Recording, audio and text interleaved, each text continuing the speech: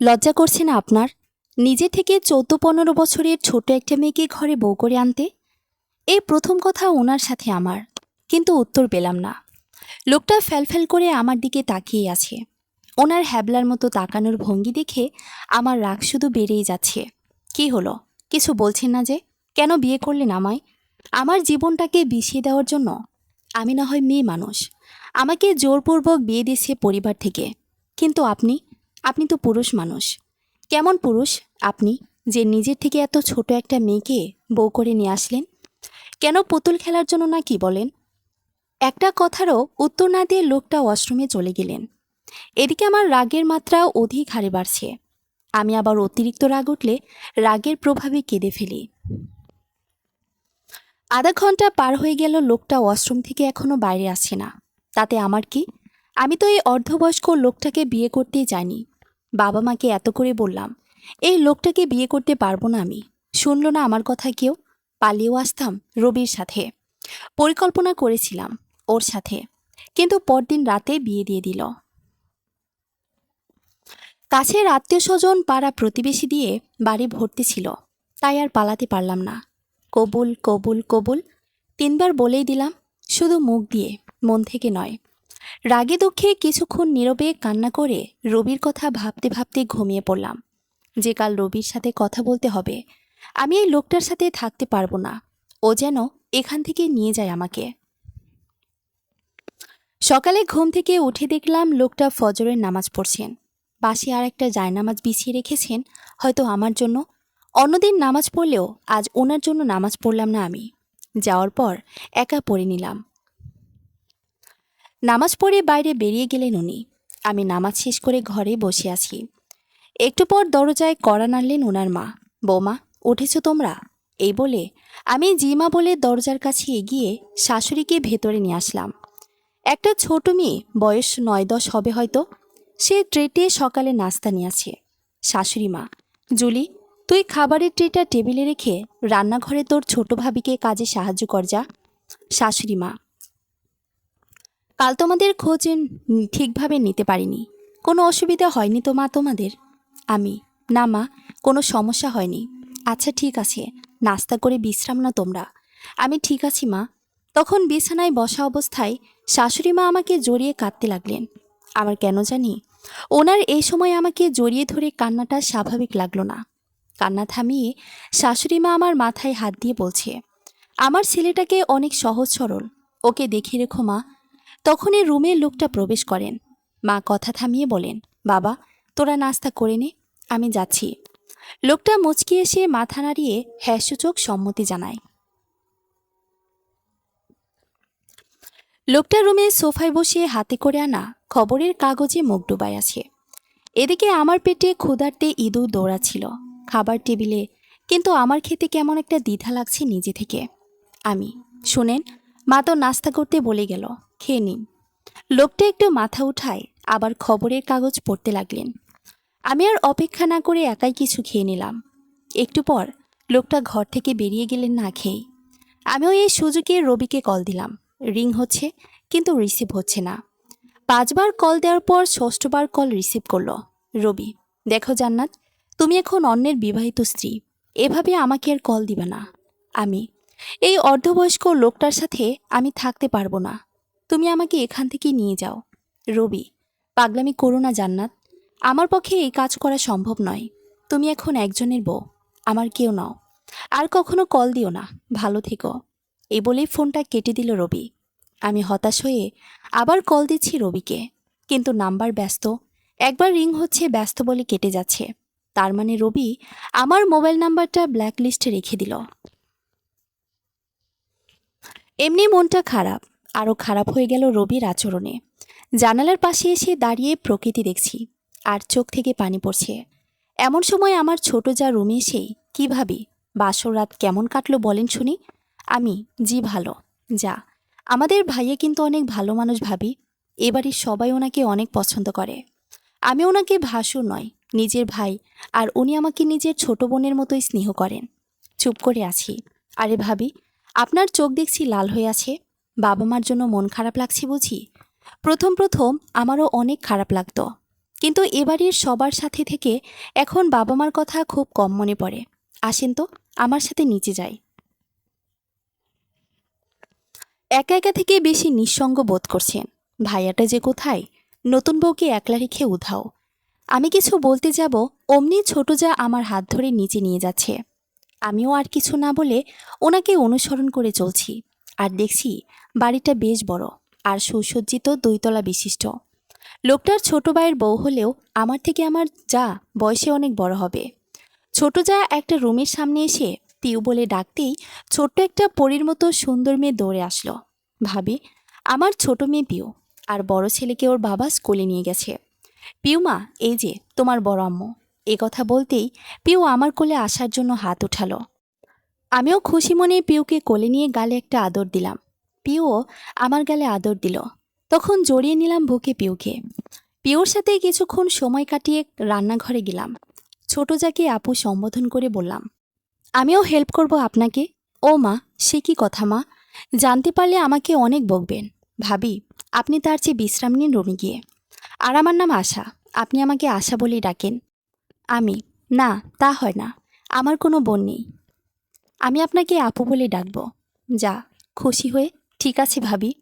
আমি টুকটাক সাহায্য করছি আশা আপুকে। রান্নাঘরে আরও 2জন মহিলা অন্যান্য কাজ করছে, কিন্তু রান্না আশা আপুই করছে একা। শাশুড়ি মা রান্নাঘরে প্রবেশ করে, এ কি আশা, তুমি প্রথম দিনই নতুন বৌমাকে রান্নাঘরে নিয়ে আসছো? আশা আপু কিছু বলতে যাবার আগেই আমি বললাম, না মা, আমি নিজে থেকেই আসলাম, আর আপু তো আমাকে রান্নাঘরে ঢুকতে দিচ্ছিল না। শাশুড়ি মা, ঠিক আছে বৌমা। আর আশা, তোমার ভাইয়ার ভাতের সাথে খাওয়ার জন্য মিষ্টি চাটনিটা করেছো? আশা আপু, না মা, এখনও করিনি, সব কিছু রেডি, করে ফেলবো একটু পর। শাশুড়ি মা, ঠিক আছে। আমার দিকে তাকিয়ে, বড় বৌমা, আমার ছেলেটা খাওয়ার শুরুতে কোনো কিছু টক মিষ্টি চাটনি ছাড়া খেতে পারে না, বলে রান্নাঘর থেকে বেরিয়ে গেলেন। আশা আপু বেগুন তেঁতুলের টক দিয়ে চাটনি করছে। আমি পাশে দাঁড়িয়ে দেখছি, আর আপুর বিয়ে কিভাবে হলো সেই গল্প শুনছি। মহিলা 2জন যেন কোথায় বেরিয়ে গেলেন। এমন সময় পিউ মা মা বলে চিৎকার করছে। আপু দৌড়ে রান্নাঘর থেকে বের হয়ে পিউয়ের খোঁজে গেলেন। আমিও এই সুযোগে চাটনিতে ইচ্ছে মতো মরিচের গুঁড়ো, লবণ আর পাশে রাখা করলার জুসের কিছু মিশিয়ে দিলাম। আমার শ্বশুরের ডায়াবেটিস, তাই তিনি করলার জুস খান করলার মৌসুমে। একটু পর আশা আপু ফিরে এসে চাটনি হয়ে গেছে বলে নামাই ফেলল। আমিও রুমে চলে আসলাম। মন অনেক খারাপ থাকলেও চাটনিতে ওসব মিশিয়ে এখন বেশ ফুরফুরে লাগছে। এটা ভেবে যে লোকটা ওই চাটনি খাবে কিভাবে। জোহরের নামাজের পর মসজিদ থেকে বাড়ির পুরুষেরা ফিরলে সবাই একসাথে দুপুরের খাবার খেতে বসলাম। দুপুরে খেতে বসে দেখলাম আমার আরও একটা ছোট দেবর আছে, আর বড় ননদ ও ছোট ননদ দুপুরে খেয়েই তাদের নিজের স্বামীর বাড়িতে চলে যাবে। দোলা ভাইয়েরাও সঙ্গে আছেন। সবাইকে খেতে বসায় দিয়ে আশা আপু আর শাশুড়িমা পরিবেশন করছেন। সব মানুষের মুখে এত কথা, কিন্তু ওই লোকটা কোনো কথাই বলে না। এ কেমন মানুষ? সবাই খেতে শুরু করেছে। আমি অপেক্ষা করছি লোকটা ওই চাটনিটা খেলে তার প্রতিক্রিয়া কি হবে তা দেখার জন্য। ছোট মেয়েকে বিয়ে করার শখ কত তা বোঝানোর জন্য। এমন সময় লোকটা বসা অবস্থায় আ আ বলে চিৎকার করতে করতে দাঁড়িয়ে মুখে হাত দিয়ে বাতাস করছে। সবাই খাওয়া বাদ দিয়ে উত্তেজিত হয়ে ওনাকে জিজ্ঞেস করছে কি হইল, কিন্তু উনি শুধুই চিৎকার আর ছটফট করছেন। এত ঝাল, লবণ, তিতা সহ্য করতে পারেন নাই বেচারা।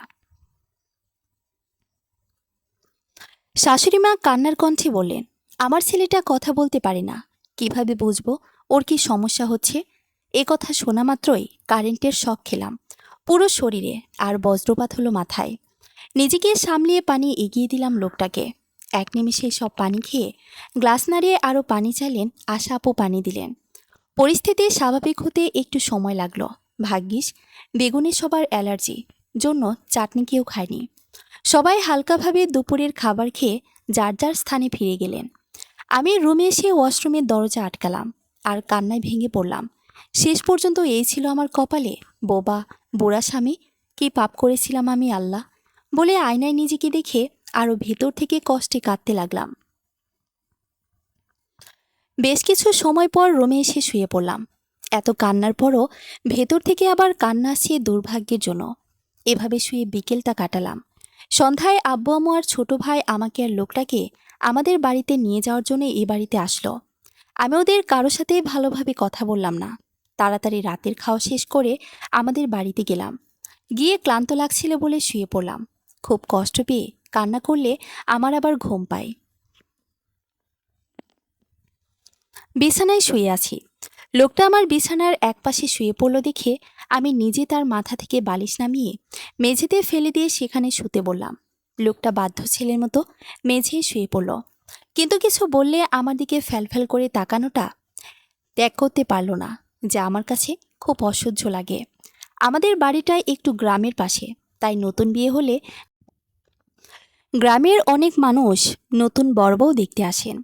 আজ সকালে উঠে অনেক মানুষের কোলাহল দেখছি আমার বর দেখার জন্য। লোকটা দরজার কাছে চেয়ারে বসে আছে, আর লোকজন বারান্দার নিচে দাঁড়িয়ে দেখছে নতুন বর কেমন তা। আমি চলে আসার সময় শুনতে পেলাম কেউ কেউ বলছে, এত কথা বলছি, নতুন বর এত অহংকার, একটা কথাও বলছে না। বড়লোক জন্য এমন হয় মানুষ। আমাদের জান্নাত কত সুন্দরী, পরীর মতন, তার কপালে এমন একটা বুইড়া জামাই জুটল। বরটা লম্বা আর সুন্দর আছে, তবে বয়সটা একটু বেশি। এসব কথা শুনে আমার মেজাজ আরও খারাপ হয়ে গেল।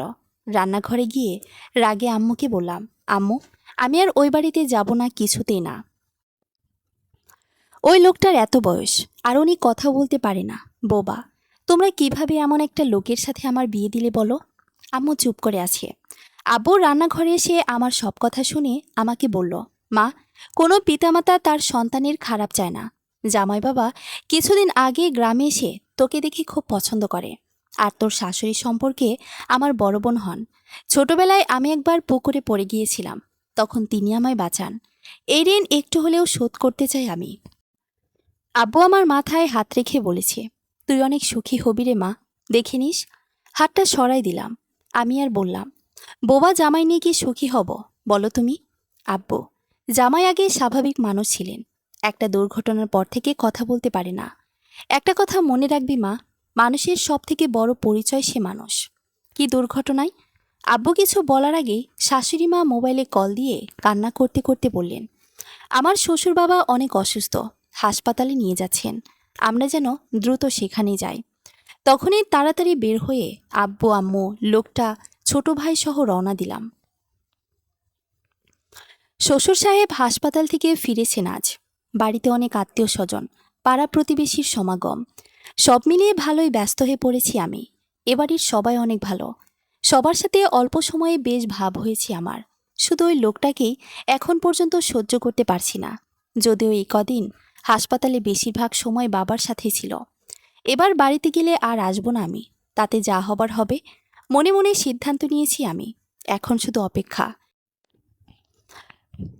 কখন বাড়িতে যেতে পারবো। কিন্তু হঠাৎ শ্বশুরের অসুস্থতার জন্য সব এলোমেলো হয়ে গেছে। কবে যে আর বাড়িতে যেতে পারবো আমি? একদিন আমি পিউ আর আশাপুর একসঙ্গে ছিলাম। ছোট ভাইয়া, মা আর লোকটা হাসপাতালে ছিল। ছোট দেবর বাড়িতেই ছিল। আজ রাতে লোকটা আমার পাশে শোয়াতে আমি উঠে ফ্লোরে বিছানা করে শুয়ে পড়লাম।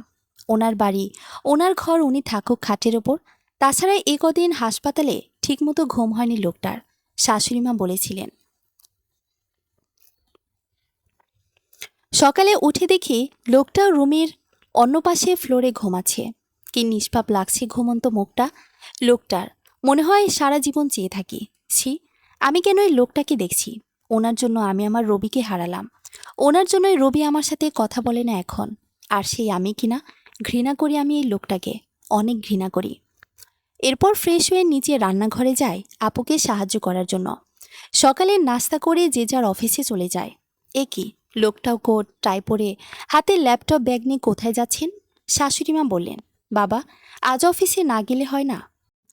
বৌমা তো নতুন মানুষ, তাকে তোর সময় দেওয়া উচিত। লোকটা মাকে কি যেন বলে বেরিয়ে গেলেন। যাওয়ার সময় মা তাড়াতাড়ি বাড়িতে ফিরতে বললেন। বোবা একটা লোকেরও অফিস আছে। আমি ভাবছি, সারাদিন সবার সাথে স্বাভাবিকভাবে থাকলেও একটা কথাই ভাবি, কিভাবে লোকটাকে হেনস্থা করা যাবে।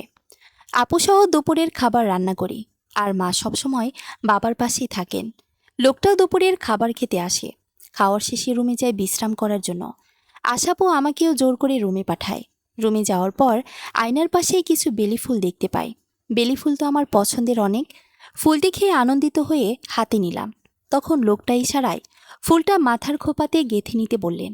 আমি খানিকক্ষণ চুপ থেকে ফুলটা হাতে নিয়ে ছিঁড়ে কুটি কুটি করলাম লোকটার সামনেই। খোপায় বাঁধব না আমি ওই লোকটার আনা বেলি ফুলের মালা। আজ কেন? আমি আর জীবনে কখনো খোপায় বেলি ফুলের মালা বাঁধব না। লোকটা তবুও আমার দিকে চেয়ে আছে। সত্যি লজ্জা বলতে কিচ্ছু নাই লোকটার। ফুলের মালাটা সামনে ছিঁড়ে এত অপমান করলাম, তারপরও যদি একটু ওনার আত্মসম্মানে লাগতো। সহ্য করতে পারছি না লোকটার তাকানোটা। রুম থেকে বের হয়ে ছাদে গেলাম। ছাদে লাগানো বাগানে অনেক রঙের ফুল ফুটে আছে। ফুলগুলো দেখে আমার সেই ফুলের গাছ হতে ইচ্ছে করছে। আমি যদি ফুলের গাছ হতাম তাহলে আর এই লোকটাকে বিয়ে করতে হতো না। ছাদে অতিরিক্ত রোদ থাকা সত্ত্বেও চেয়ারে পা তুলে আয়েশ করে বসে কোন ফুলের কী রং, তার আকৃতি কেমন, তা মনোযোগ দিয়ে দেখছি। মাঝে মধ্যে কোথাও হতে যেন ঝিঁঝি পোকার ডাক ভেসে আসছিল। রোদের তাপও কমে যাচ্ছে। সব মিলিয়ে মনোরম একটা পরিবেশ। ভালোই লাগছে আমার। আজ আর ছাদ থেকে রুমে যাব না আমি। ফুলগুলোর সাথেই সময় কাটাবো আর ফুলের সৌন্দর্য উপভোগ করব ভাবছি। বিকেল হয়ে গেছে। আসরের আজান শোনা যাচ্ছে পাশের মসজিদ থেকে। কিছুক্ষণ পর লোকটা সেখানে উপস্থিত হয়ে কেবলার মতো একটা হাসি দিয়ে ইশারায় বোঝালেন এই ফুলের বাগানটা তার নিজের হাতে গড়া। আমি বুঝেও না বুঝার ভান করে আছি। আমার মুখটা অন্ধকার হয়ে যাচ্ছে লোকটার জন্য। ভালোই ছিলাম এতক্ষণ। লোকটা এসে আমার মুডটাই নষ্ট করে দিল। লোকটা পানি দিচ্ছেন ফুলের গাছগুলোতে, অনেক খুশি মনে। আমি ওনার জন্য ছাদ থেকে নেমে আসলাম। শাশুড়ি মা, আশা, তোমার ভাবিকে চা করে দাও। ছাদে তোমার ভাইয়ার জন্য নিয়ে যাবে। বিকেলের চা তো তোমার ভাইয়া ছাদে বসেই খায়। আপু, আমি চা করে নিয়ে যাচ্ছি ওনার জন্য। আপনাকে আর কষ্ট করতে হবে না। সারাটা দিন কত পরিশ্রম করেন আপনি। আশা আপু, ঠিক আছে, কিন্তু ভাইয়া একেবারে ঠান্ডা চা খান, আর চায়ে চিনি বেশি লাগে। আমি, ঠিক আছে, আমি করে নেব আপু। বলেই চা অনেক গরম করলাম আর চিনির বদলে একটু ডিটারজেন্ট পাউডারের গুঁড়া মিক্সড করেছি। ছাদে চা নিয়ে গেলাম লোকটার জন্য। লোকটা চেয়ারে বসে আছে। আমি পাশে গিয়ে হাসি মুখে চা ওনার সামনে এগিয়ে দিলাম। লোকটাও খুশি মনে চায়ের কাপে এক মুখ লাগালো আর সাথে সাথেই আ আ করে হালকা চিৎকার করলো। অসাবধানতার কারণে সব চা ওনার পায়ে পড়াতে পানির বালতিতে পা চুবালেন। আমি এবার আশেপাশে কেউ নেই জন্য মুচকি হাসতে লাগলাম। লোকটা এবার আমার দিকে তাকিয়ে বুঝতে পারে এমন কাজ ইচ্ছে করে করেছি আমি। মাথা নিচু করে বিষণ্ণ মনে বসে থাকেন। আমি চায়ের কাপটা তুলে সেখান থেকে চলে আসলাম।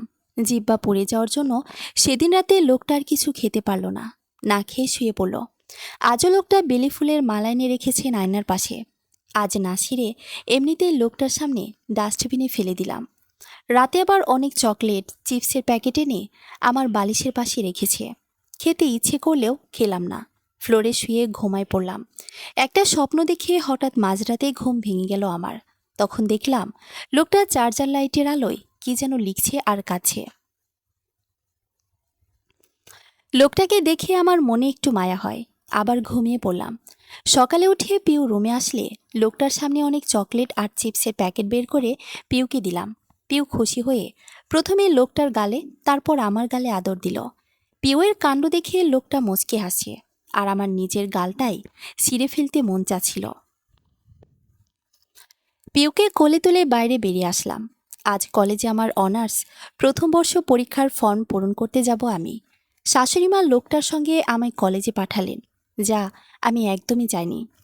কলেজের কাজ শেষ করে একটা পার্কের সামনে গাড়ি থামলো লোকটা, কিন্তু আমি গাড়ি থেকে নামলাম না। লোকটা তখন আমার দিকে তাকাচ্ছিল। বললাম, বাড়িতে যাব আমি। আবার সেখান থেকে ফিরে বাড়িতে আসলাম। এক সপ্তাহ কেটে গেছে। এভাবে লোকটা প্রতিদিন বেলি ফুলের মালা নিয়ে আসে আর আমি ফেলে দিই। আজ আয়নার পাশে বেলি ফুলের মালা না দেখে মনটা কেমন করে উঠল। পিছন ফিরে দেখলাম লোকটা হাত দিয়ে আমার খোপায় ফুল গুজে দিচ্ছে। এক ঝটকায় হাত সরাই দিলাম। লোকটা কষ্ট পেলেও কিছু বলল না।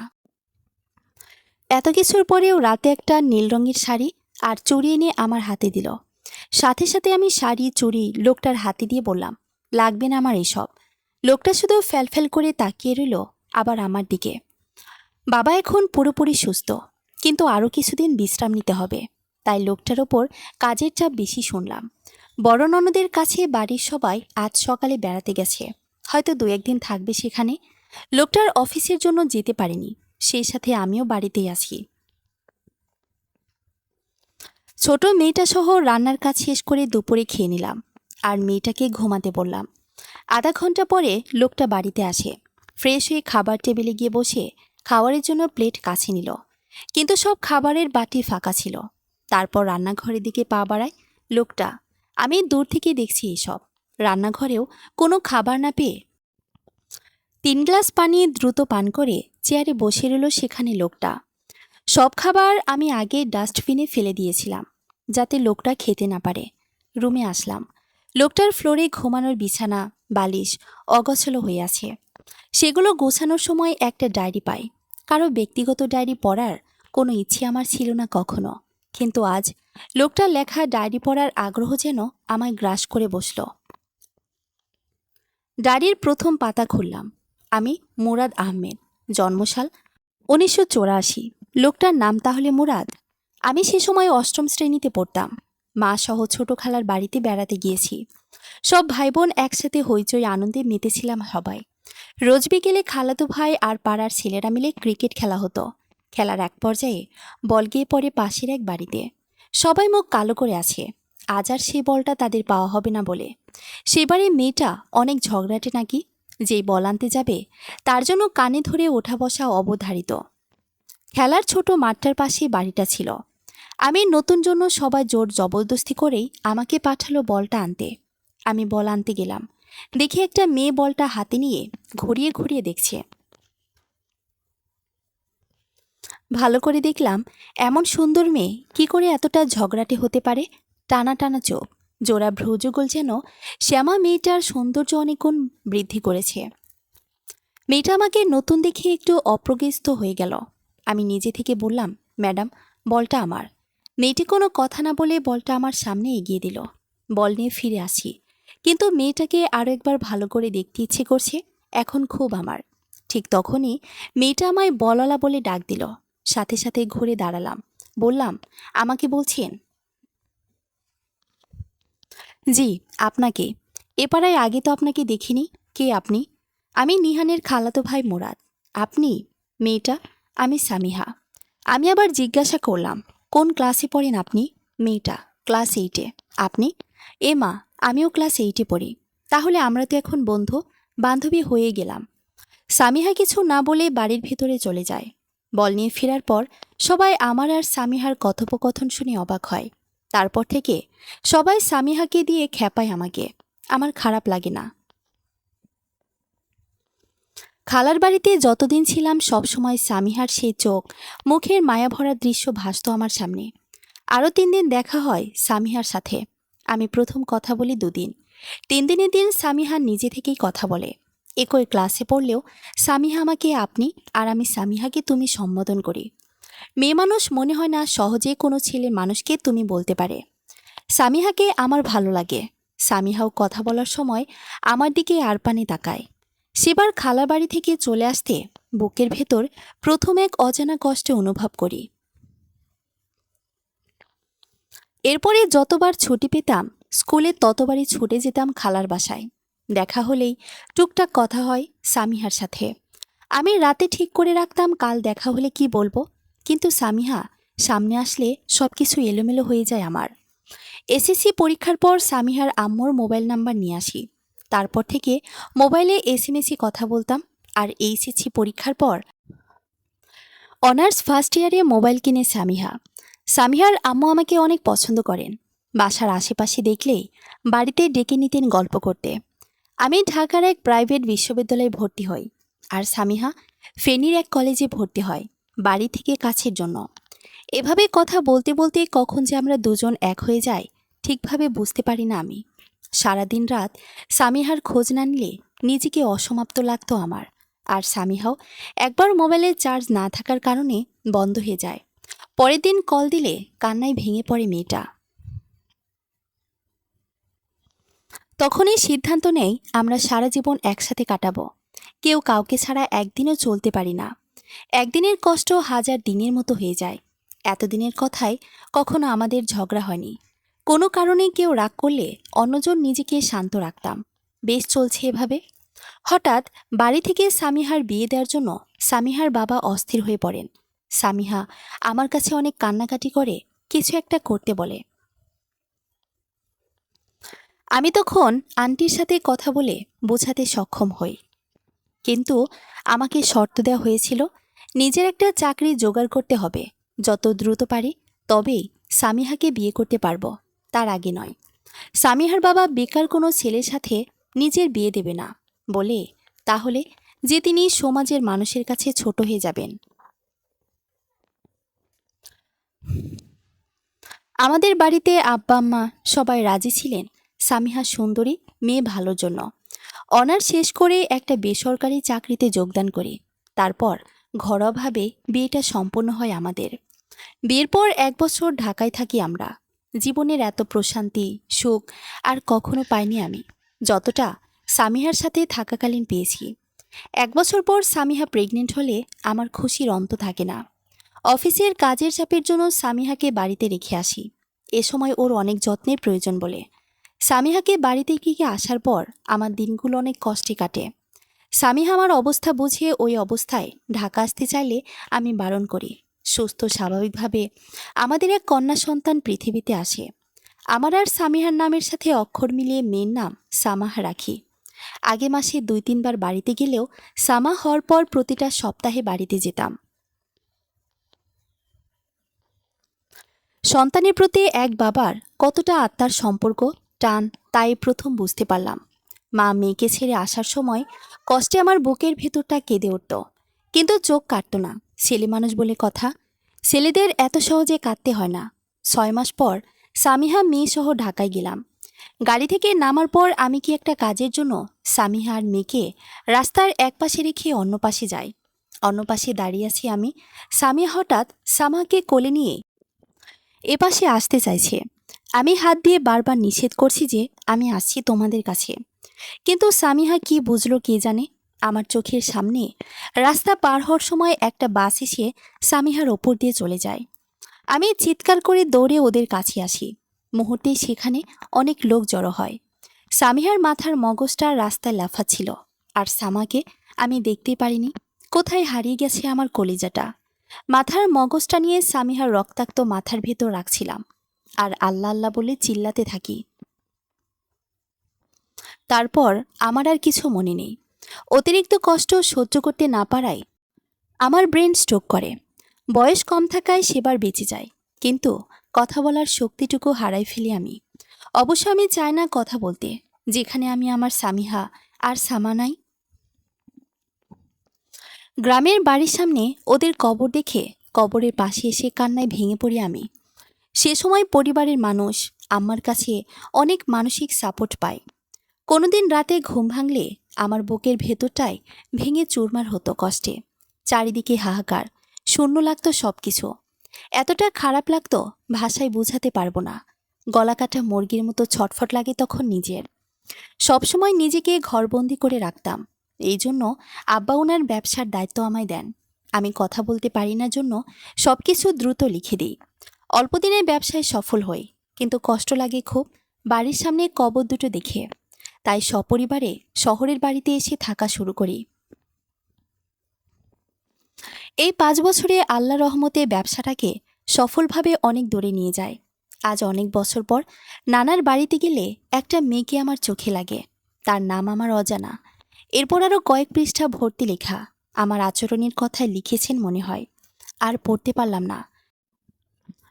আমার চোখের পানি কোনো কথাই শুনছি না। ডায়েরির পাতা ভিজে গেছে।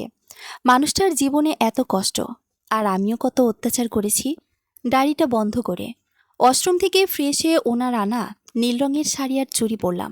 খোপা করেছি, কিন্তু বেলি ফুলের মালা আজ কোথাও নেই। আবারও চোখ থেকে পানি পড়ছে। নিজেকে সামলিয়ে চুল খোলা রেখেই রুম থেকে বের হলাম। ওনার খোঁজে পুরো বাড়ির প্রতিটা রুম তন্ন তন্ন করে খুঁজলাম, কিন্তু কোথাও নেই। এখন আমার বুকের ভেতরে ঝড় উঠছে, কালবৈশাখী। যতক্ষণ খুঁজে না পাচ্ছি ওনাকে, এই ঝড় থামবে না। ছাদের কথা ভুলে গিয়েছিলাম। হঠাৎ মনে হয় দৌড়ে ছাদে যায়। ছাদের একপাশে দাঁড়িয়ে পশ্চিম আকাশের রক্তিম সূর্য দেখছিলেন তিনি। এক দৌড়ে পেছন থেকে জড়িয়ে ধরি ওনাকে, আর কেঁদে ক্ষমা চাই আমার এতদিনের আচরণের জন্য। তখন উনি আমার ঠোঁটে ওনার একটা আঙ্গুল চেপে চুপ করতে বলে আমায়, সেই সাথে চোখের পানি মুছে দেয়। এপাশ ফিরে উনিও জড়িয়ে ধরে আমার মাথায় হাত বোলায়। খোলা চুল দেখে নিজেই খোপা বেঁধে তার বাগানের কয়েকটা ফুল ছিঁড়ে গুজে দেয় খোপায়। সেই সাথে আমার কপালে তার দুই ঠোঁটের আলতো ভালোবাসার ছোঁয়া দেয়।